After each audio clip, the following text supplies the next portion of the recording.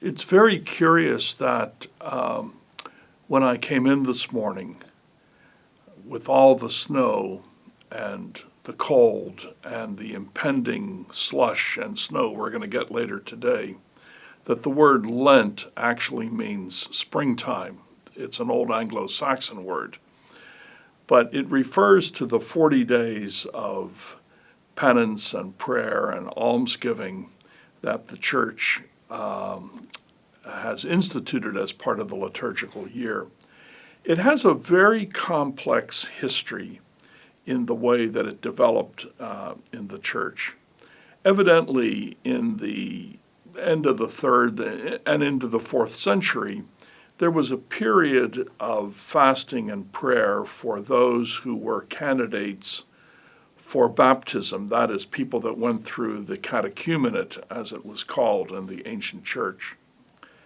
And somewhere, maybe in the 5th century, it also became the period in which people who were doing public penance for their sins were reconciled to the church.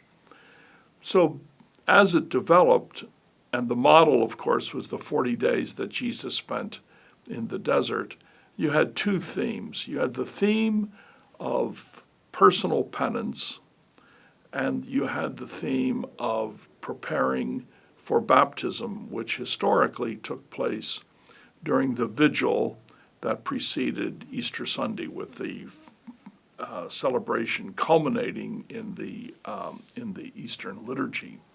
The Catechism of the Catholic Church says that the heart is the deepest center of a human being. Lent is a good time to examine the heart. How well am I living? What ways are my heart closed off, etc.? St. Francis de Sales, whose, by the way, Introduction to the Devout Life is a great spiritual reading book for Lent. St. Francis de Sales always used to say, when he would meet people, he wouldn't say, "Good morning, how are you?" Francis de Sales used to say, "How is your heart? How is your heart? Is your heart at ease today, at rest today? Are you troubled today? Is your heart hardened? Is your heart bitter?" And so on and so forth. How is your heart? I told that little story in class a couple of years ago, and just a week ago, I had lunch with a former student of mine, and when she walked into the little foyer of the restaurant, she said, "Oh, Professor Cunningham, how is your heart?" She remembered that phrase. So Lent is a time to renew the heart. It's also the time when, through these traditional practices of prayer or almsgiving or fasting, or the things that the reading of scriptures that we intentionally do, we can renew the heart.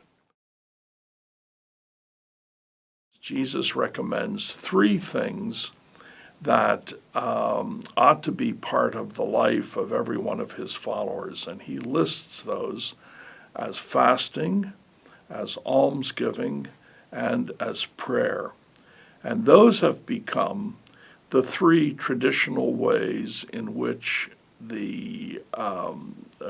a Christian is able to exercise the faith that he or she has received.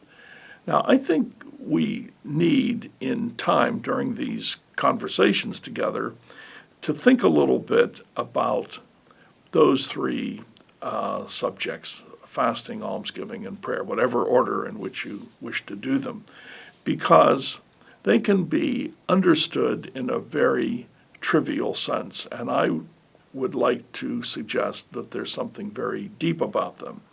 So almsgiving can't be reduced down to giving $1 to a beggar who accosts us on a city street.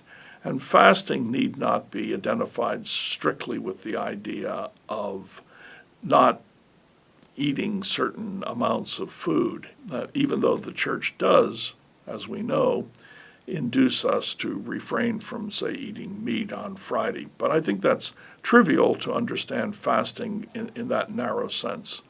And prayer is not the same as saying prayers. And I think, so I would like in my reflections to be able to think a little bit about those three things in a little bit more depth. So you don't fast because food is bad or that nutrifying ourselves is bad. That's a form of pathology.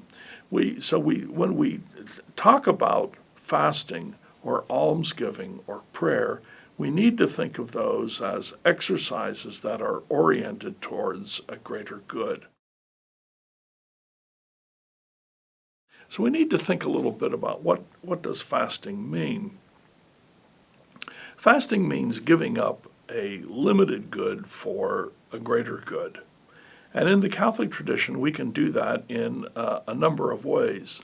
We can, for example, do the traditional way of limiting the amount of food, the amount of drink that we take during Lent as a way of providing us some kind of spiritual insight. That is, we're marking this particular period off and we're going to be very intentional, or we're going to be very conscious of the food that we take in. We could also think of fasting in terms of its relationship to social justice. I've known in many schools where colleges and universities where students have pledged on certain days, especially during Lent, to eat no more than the poorest people on earth eat, and then give the residue of what they would have normally eaten as a form of alms for taking care of the poor. And in that instance, what you have is the linkage of fasting and almsgiving. There's also the custom in many schools of providing during Lent what are called rice balls, which are little cardboard containers in which people put a certain amount of money into them. And there again, you have a kind of a link between fasting and almsgiving. But we could think of fasting also as a way of kind of correcting the way in which we typically live. So we might fast from food, or we might fast from drink, and those exercises might actually help us to understand the ways in which we might be abusing food and drink. But we could also fast in the sense of fasting from 4 hours of television a day, or the constant checking of the iPhone, or the constant tendency to go to Facebook, or the constant surfing the web, or any of the other practices which after a while become a form of mindlessness, etc. What would the purpose of that be? The purpose of that would be to make ourselves more intentional, more conscious of the way we live. You could also think of fasting as a strategy by which, because we resist, say, food or drink or certain types of activities, that when we resume them after a certain period, we may have a greater appreciation of what we're doing. I think that in a highly developed society, a highly developed culture of the kind we live in, we're completely unconscious of how easy it is to eat and how easy it is to drink and how easy it is to have access to things that distract us. And we throw away enormous amounts of food in a world in which many people don't have enough to eat. So there is a link, I think, between fasting, or abstinence, which are forms of asceticism that help us to become more conscious, or as I like to say, more intentional, purifies our intentions in terms of food. So we can't separate worship and belief from this notion of giving for the sake of others. So almsgiving has always been a part of Christianity. During the period of Lent, we have been asked to be more intentional about that on a personal level. Now, I suppose as a good Catholic, it's at this point that I ought to say, put more money in the collection box on Sunday, or, give more to your local parish, etc. But there are many, many ways in which we can be givers of alms. Let me just list a few. Might be good during the period of Lent to think of almsgiving as giving of time, of being more conscious of, more intentional about the time we spend with our children or our spouse or the needs of our neighbors or with relatives and things of that nature. That is, to resist or to shrink the amount of time that we keep for ourselves in order to give to other people.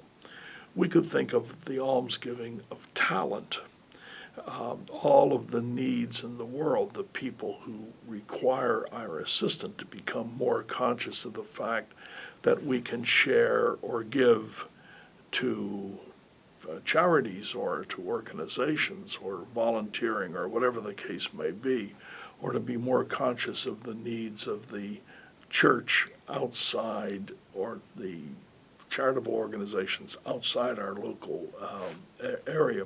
Those are all forms of almsgiving. Under the concept of almsgiving is this concept of the giving of the self, Now, it doesn't take a lot of imagination to understand that giving of the self is the highest form of love according to Jesus. There's a relationship between almsgiving and love. Greater love than this no one has, that a person lay down his life for a friend. That is even to the giving of the self in some way. So almsgiving cannot be reduced down to writing a check. It cannot be reduced down to the odd dollar or the odd coins that we give to the poor, etc. It is something much more conscious. And I would say that almsgiving in that way, just as fasting in its own way, is in itself a form of prayer. The first big point I would make about prayer is that any desire or decision to pray, even if our faith is weak or we don't see the value of it, anytime we do that, it is itself a strengthener of faith, and it's a good activity. When people have said to me, I used to teach a little course on prayer on Sunday evenings here on campus, and some students would say, well, I don't know how to pray. I get nothing out of praying, can't use the words very usefully or anything. I would always say to those students, well, if you have the wish to pray, go down to the grotto and just sit quietly. Don't say anything. The psalmist says, be still and know that I am God. Just go down and be quiet. And that in itself is a gesture of prayer. That's a good thing. And the more frequently you do that, the more intense your prayer life will become, and the greater your faith will come. So if you put yourself in the situation of prayer, you are already praying. I think Lent offers us the opportunity of saying, I'm going to be more conscious that every day, in some small fashion, I'm going to remember God. Closely allied to this notion of remembering God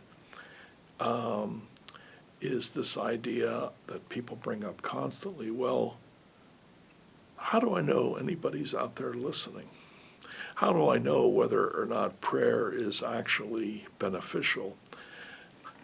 Maybe I don't even believe in God, or I have difficulties kind of conceiving of what God must be like? Well, the Christian answer to that question is to go back and say that no one knows what God is like. The Bible says that God is unknowable in a sense, but if we wish to know what God is like, we can understand what God is like through the incarnation, through Jesus. If we don't know what God is like Jesus. Now, Jesus was a man of prayer. He prayed individually. We know this. The gospel says that he would go out very early in the morning before dawn to a quiet place and pray. He was also one who prayed in a community. He went to the synagogue. He was a practicing Jew. He practiced in the synagogue. He went to the temple. His prayer life is the prayer life of ancient Judaism. So we could pray in the spirit that Jesus prays. That also, I think, is a very important thing. And if we remember God regularly, we develop what is called the habit of prayer. It doesn't have to be long. It doesn't have to be elaborate. Jesus himself says in the Gospel, Matthew's Gospel, that don't pray as the pagans do, multiplying tons of words. If you pray, pray thus, Our Father who art in heaven. That's where we get that prayer Jesus gives us as a model of prayer. But if we develop the habit of prayer, then it will enrich our lives. And I think Lent is a particularly good time that helps us to pray better. So a good Lenten practice would be to take the scriptures, that would be the first instance, or a particular kind of spiritual reading that would lend itself to this, and not reading for information or not reading to finish a book, but to read intensively in such a way to mull over, to appropriate the language of scriptures to take into the heart. Now, there's a traditional way of doing this kind of reading, and it's categorized in steps. First step is reading itself. And this reading can also doesn't involve looking at a book. It could be listening to something. That is, it might be listening to the words of the liturgy at Mass. But reading, that's the first step. And the second step, which is called meditation, these are all the Latin term meditatio, which be to mull over these words. The third step is prayer. That is to respond to them in our own words. And the fourth step is to remain silent before the presence of God. This is called contemplatio, contemplation. It's a big, scary word to people, but it simply means being quiet and being gazing. So reading, mulling over, meditation, responding in prayer, and finally simply being quiet in the presence of God. The worst thing that would be, I am going to read a chapter from John's Gospel every day during Lent. The correct way is to say, I'm going to pick up John's Gospel, I'm going to take my time, and I'm going to stop where the text leads me. If you do that, you're already meditating. You're already developing a kind of a contemplative attitude, and you're enriching a vocabulary. And that's the same with any great book, whether it's the Confessions of St. Augustine or Thérèse of Lisieux's The Story of a Soul. The idea is not to get through the book. That's the book of the month approach, but to take time and to read slowly. When you read that way, you're already praying. And I have one other little point to make. In my little conversation, I've said that the crucial part about prayer is to remember God. To remember, in Italian, the verb to remember is ricordare, to take into the heart. And to remember, so to remember is to take into the heart. And by prayer, by remembering God in prayer, through fasting, by almsgiving, etc., we take into the heart those things which are central to the nourishment of our Catholic faith. And if we do that consistently, because of the ways we attune ourselves during Lent, we will attain purity of heart. And if we attain purity of heart, we'll someday see God.